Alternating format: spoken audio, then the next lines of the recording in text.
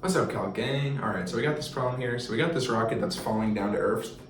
And basically, its initial speed is 30 meters a second downward, and it has 80 meters left to go, and it weighs 20 kilograms. And it's going to fall that distance, but it's going to start rocking, or it's going to start using its engine. And that's going to start slowing it down, and it wants to have a perfect soft landing where its velocity is 0 right as it touches the ground.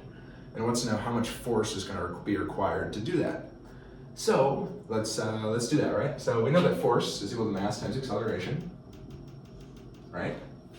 So we're trying to find the force. We have the mass of the rocket, but we don't have the acceleration. So what we're going to need to do is find the acceleration of the rocket. So what acceleration is going to make that rocket slow down to the point where it stops at the bottom? I should have drawn the rocket up the other way, but it's physics. All right, so how are we going to find acceleration, right? Well, it's going to use a handy dandy formula, right? So velocity final squared is equal to velocity initial squared plus 2 acceleration times its distance. So this is a pretty useful formula. Use it a lot. Get familiar with it, I guess, or write it down, I guess. But how are we going to do this, right? So we want velocity final to be equal to 0. And we have velocity initial is 30 meters a second. We have its distance, and so we're trying to find acceleration. So velocity final, we want it to be 0. So we're just going to move this to the other side. So negative velocity initial squared is equal to 2 acceleration distance. So let's see. So let's write in our numbers. I guess we're trying to find acceleration.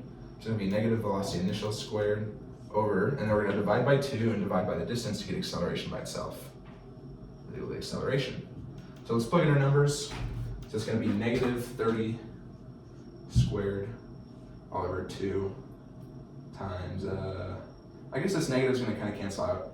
Basically, you're just trying to find its acceleration upward. It's going to give you, one way or another. I guess the distance would be negative 80 in this case, so it doesn't really matter, but you're going to get the same number. Just make sure that your acceleration is positive because you don't want to be accelerating downward into the Earth.